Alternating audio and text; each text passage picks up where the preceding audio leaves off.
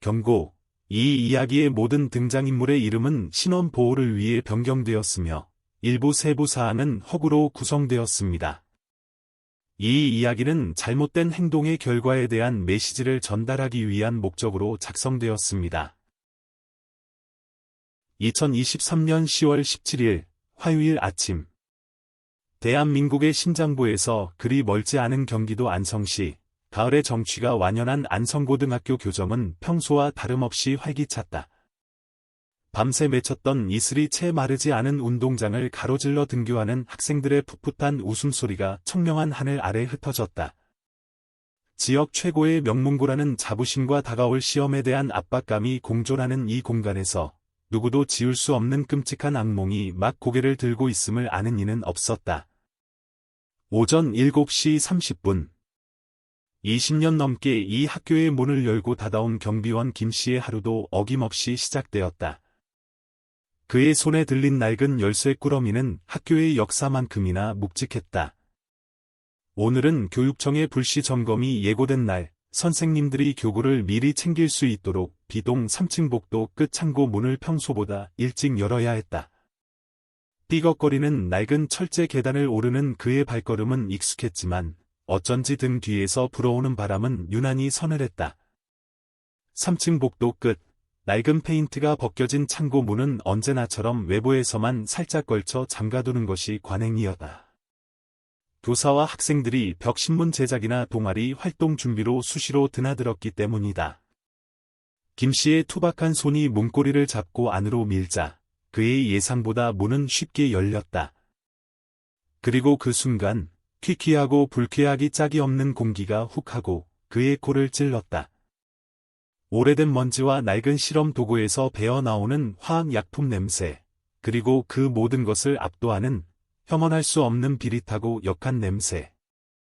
불길한 예감이 등골을 타고 전류처럼 흘렀다.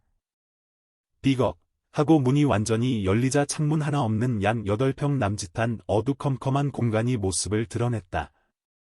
천장에 희미한 백열등 불빛 아래 먼지 쌓인 철제 선반 3줄이 앙상하게 서 있었다.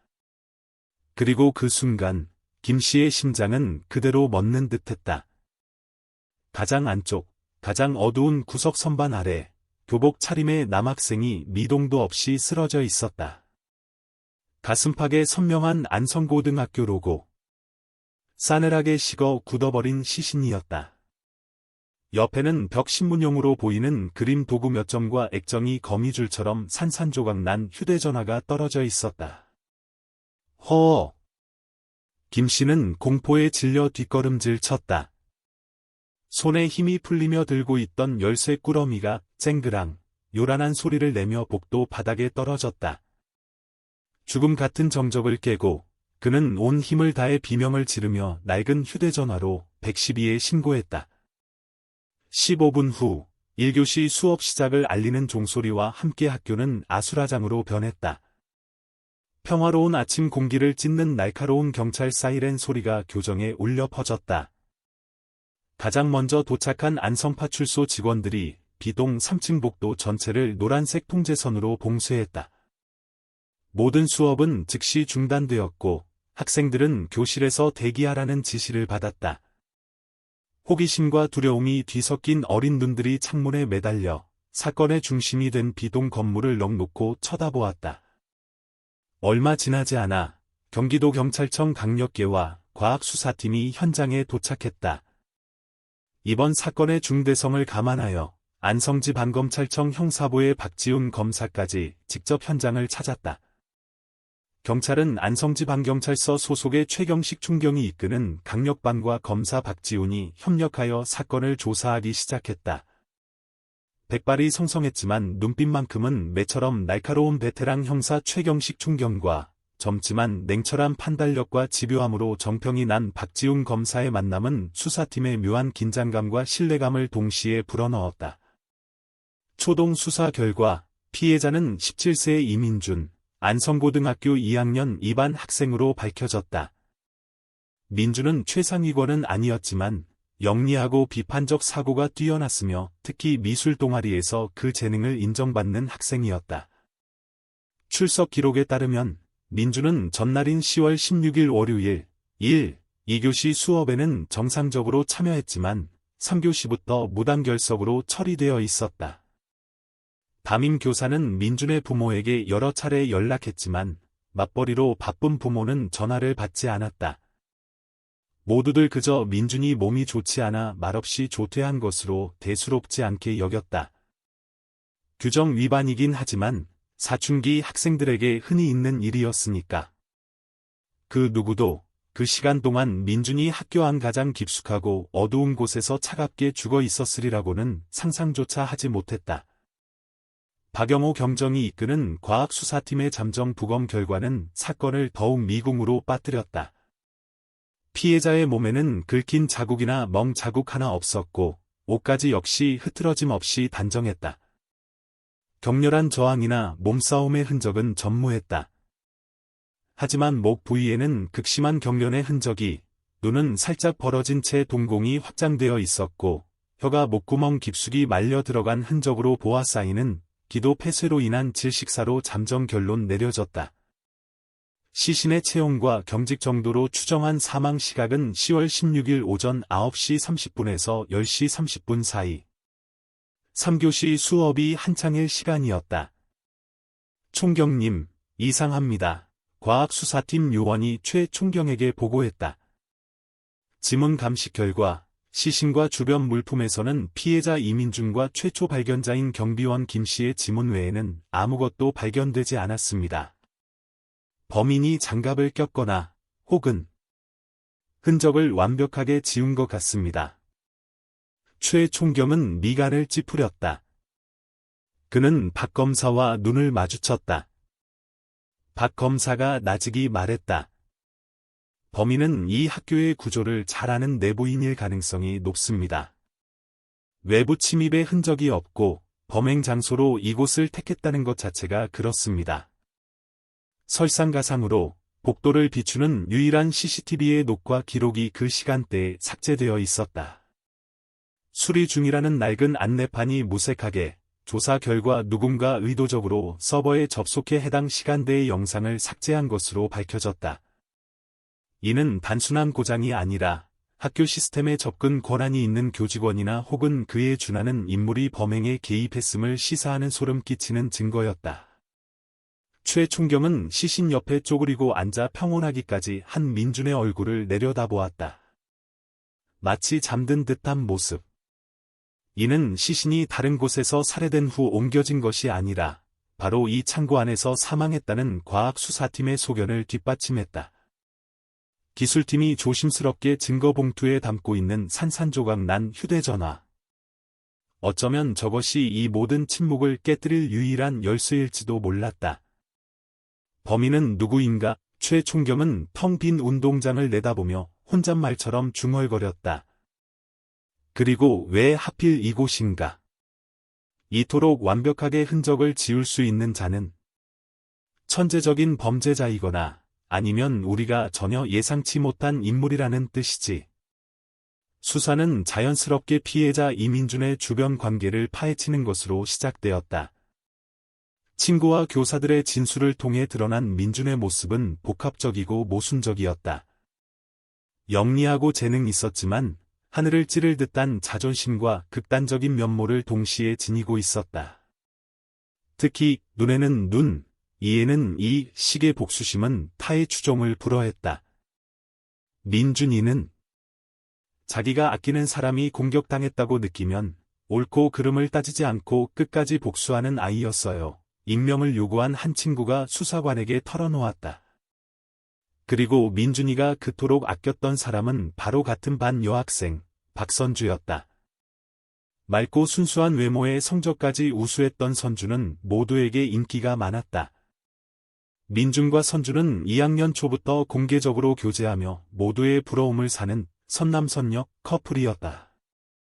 하지만 이 아름다운 관계가 비극의 씨앗이 될 줄은 아무도 몰랐다. 수사팀의 첫 번째 용의선상에 오른 인물은 같은 반 학생 강태욱이었다. 태욱과 민준은 한때 둘도 없는 반짝이었다. 하지만 민준이 선주와 사귀기 시작하면서부터 둘의 관계는 틀어졌다. 같은 반 학생들의 증언에 따르면 태욱은 오래전부터 선주를 남몰래 짝사랑해왔다. 가장 친한 친구에게 짝사랑을 빼앗긴 태욱의 배신감은 분노로 변했고 두 사람은 복도에서 공개적으로 격렬한 말다툼을 벌이기도 했다. 두 번째 용의자는 더욱 위험해 보였다. 3학년 선배이자 학교 축구부 주장인 김도현. 그는 선주의 전 남자친구였다. 선주가 도현과 사귀는 동안 민준과 양다리를 걸쳤다는 소문이 파다했고 이 때문에 도현은 민준에게 깊은 앙심을 품고 있었다. 실제로 민준이 살해되기 한 달 전 하교하던 민준이 정체불명의 남성들에게 집단 폭행을 당하는 사건이 있었다. 심각한 부상은 아니었지만 명백한 경고성 폭행이었고 민준은 친구들에게 누가 한 짓인지 안다며 이를 갈았다. 최 총경의 지휘 아래 수사팀은 타초경사 전략으로 김도현을 먼저 소환했다. 운동선수 특유의 다부진 체격에 불량기 가득한 도현은 처음에는 혐의를 완강히 부인했다. 하지만 수사관이 폭행 사건과 관련된 증거를 제시하자 그는 결국 안성시 외곽의 폭력배들에게 돈을 주고 민준을 손봐달라고 사죄했음을 자백했다. 그 새끼 너무 건방졌어요. 내 여자를 뺏어간 것도 모자라 내가 축구부 운영 자금을 횡령했다고 헛소문을 퍼뜨리고 다녔다고요. 그냥 겁만 좀 주려고 했습니다. 도현의 진술은 전자지갑 200만 원 송금 내역으로 확인되었다. 하지만 결정적으로 그의 휴대전화 위치 추적 기록과 하이패스 기록은 민준의 사망 추정 시각인 10월 16일 오전 8시부터 11시까지 그가 시내 대형 입시 학원에서 논술 특강을 듣고 있었다는 완벽한 알리바이를 증명했다. 수십 명의 학생과 강사가 그의 증인이었다. 김도현은 폭행 사주 혐의는 피할 수 없었지만 살인 사건의 용의선상에서는 벗어났다.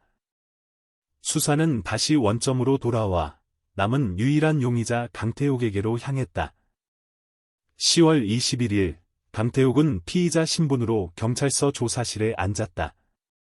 앳된 얼굴의 소녀는 최 총경과 마주 앉아 극도의 불안감을 감추지 못했다. 그는 사건 당일 민준을 만난 적이 없으며 3교시 시민교육 시간에 비동 건물에 간 것은 벽신문 제작에 쓸 그림 도구를 찾으러 2층 미술준비실에 잠시 들렀을 뿐이라고 일관되게 주장했다. 미술준비실에 5분 정도 머물렀다가 바로 교실로 돌아왔어요. 태욱은 거의 울먹이며 말했다. 단 5분, 최 총경이 낮고 날카로운 목소리로 물었다. 하지만 자네 휴대전화 위치 추적 기록을 보면 자네 기기는 비동 건물에서 정확히 17분 동안 GPS 신호가 잡혔네.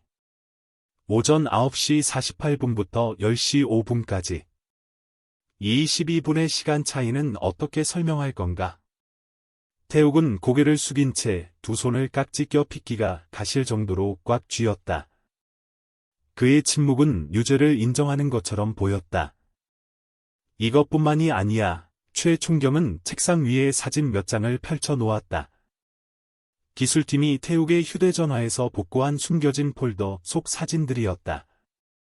박선주와 이민준을 몰래 찍은 사진 50여 장, 특히 이 사진, 자네가 다시 돌아보기 0.jpg라고 이름 붙인 이 사진의 의미는 뭐지? 선주에 대한 집착이 만들어낸 비극인가? 제가 선주를 좋아한 건 맞아요. 하지만 민준이를 죽이지 않았어요. 걔는 제 제일 친한 친구였다고요. 태욱은 절규했다. 바로 그때 수사관 한 명이 결정적 증거라며 서류 한 장을 최 총경에게 건넸다. 총경님, 결정적인 증거입니다. 강태욱 학생의 이메일함에서 발견됐습니다.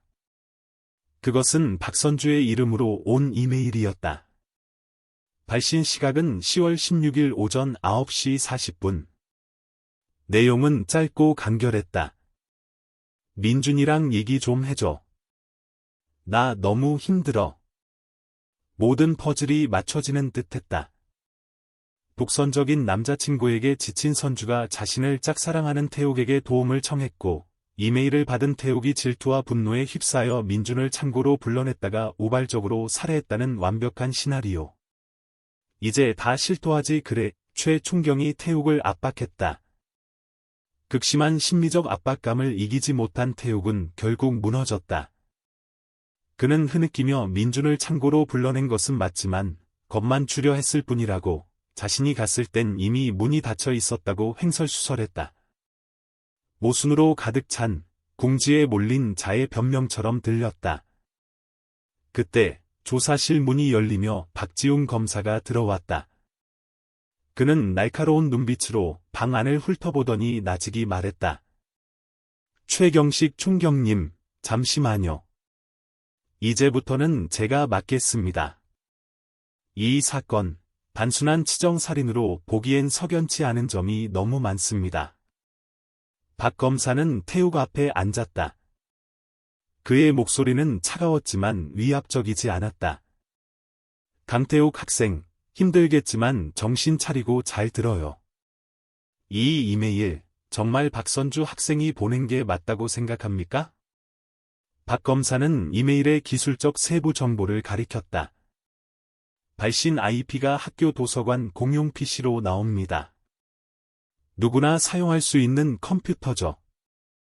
그리고 선주 학생은 평소에 이메일 대신 메신저만 사용한다고 진술했습니다. 누군가 의도적으로 박선주 학생인 척 이메일을 보내 학생을 이 사건에 끌어들였을 가능성이 있습니다. 학생은 지금 누군가의 덫에 걸린 걸지도 모릅니다. 박 검사의 말에 태욱은 물론 최충경의 눈빛도 흔들렸다. 모든 것이 너무 완벽하게 강태욱을 범인으로 지목하고 있었다. 너무 완벽해서 오히려 부자연스러웠다. 박 검사의 개입으로 수사 방향은 급선회했다. 강태욱은 범인이 아니라 범인의 범행을 가리기 위한 연막일 수 있다는 가능성이 제기되었다. 그렇다면 진짜 범인은 누구이며 민준은 왜 죽어야만 했을까?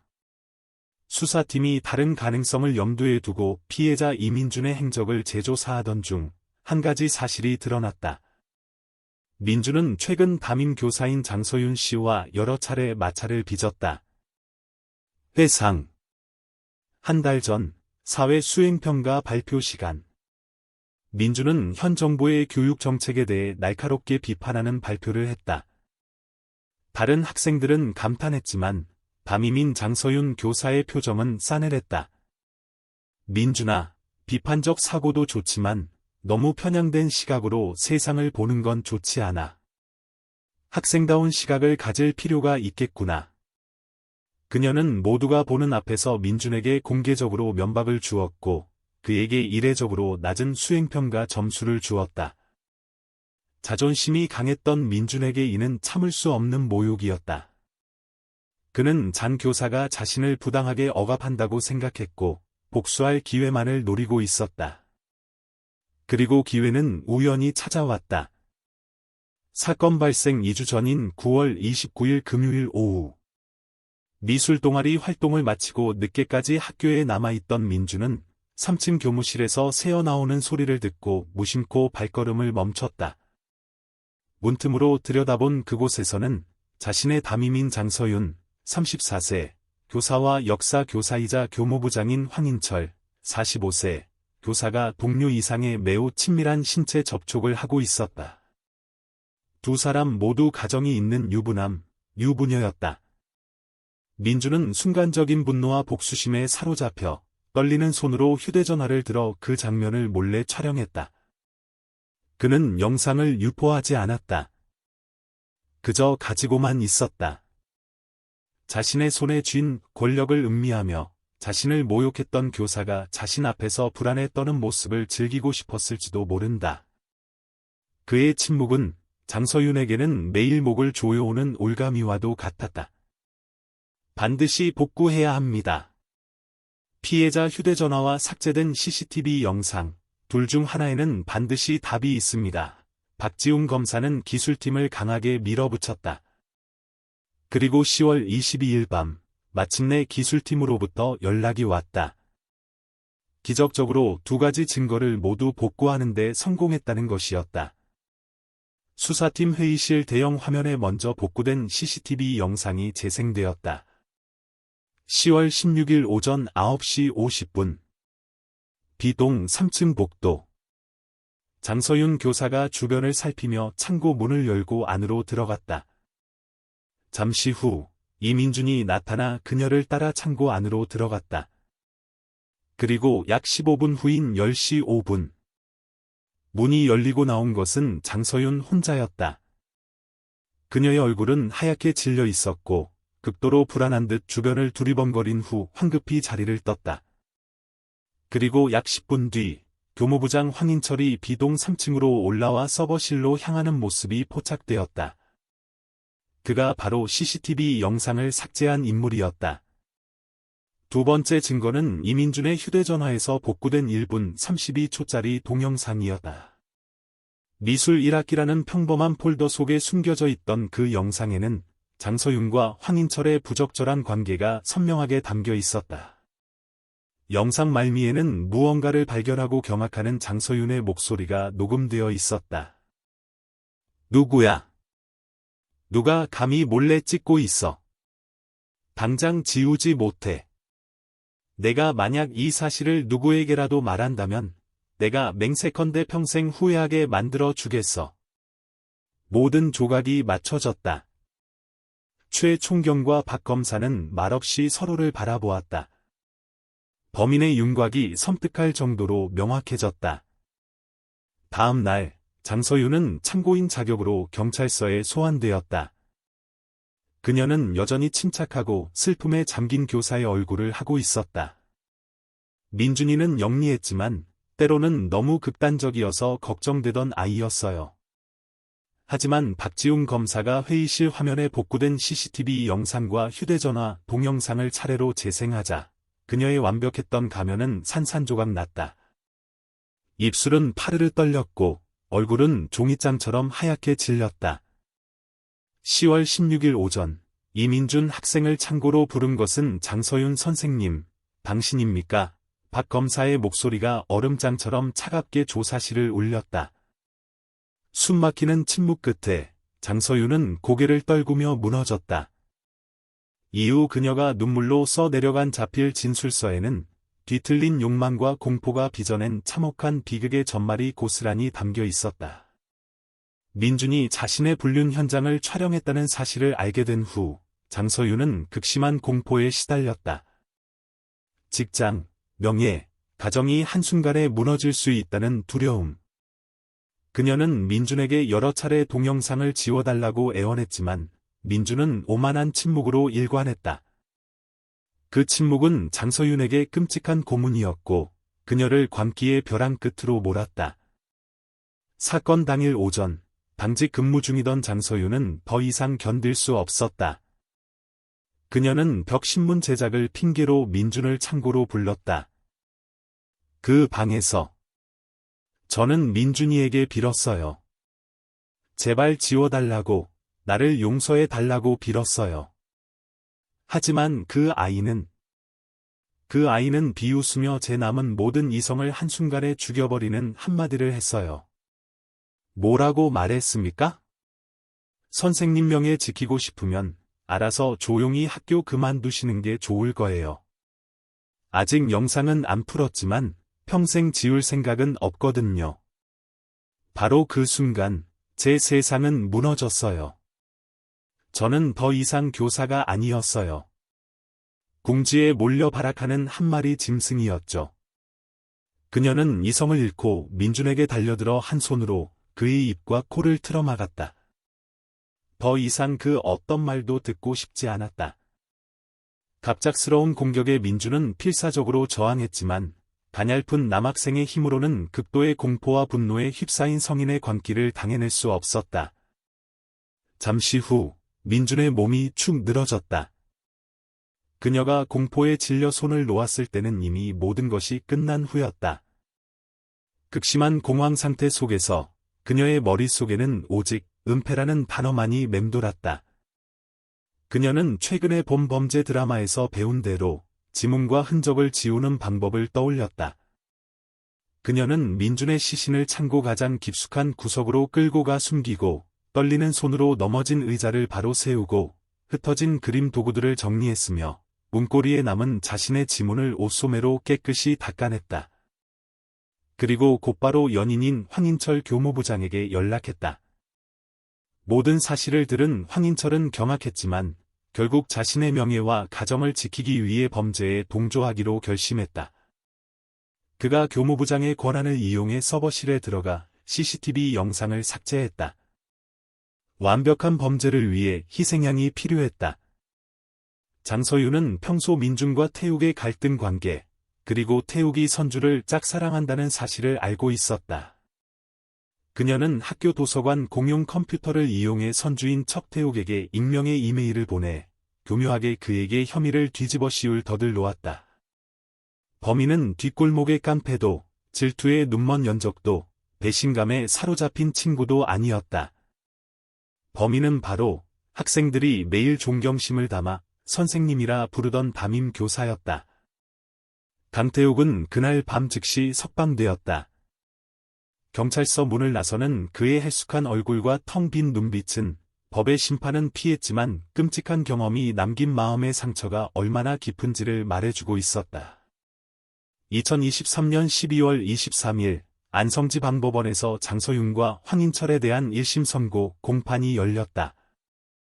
재판부는 교사로서 제자를 보호하기는커녕 자신의 명예를 위해 어린 학생의 생명을 앗아가고 다른 제자에게 죄를 뒤집어 씌우려 한 죄질이 극히 불량하다고 판시했다. 재판부는 모든 정황을 참작하여 피고인 장서윤에게 살인 및 증거인멸교사 혐의로 법정 최고형에 가까운 무기징역을 선고했다. 범행을 도운 황인철에게는 증거인멸 및 범인 도피 혐의로 징역 5년이 선고되었다. 판결은 내려졌지만 사건이 남긴 상처는 깊고 선명했다. 황인철은 교단을 영원히 떠났고 안성고등학교는 깊은 슬픔과 충격에 휩싸였다.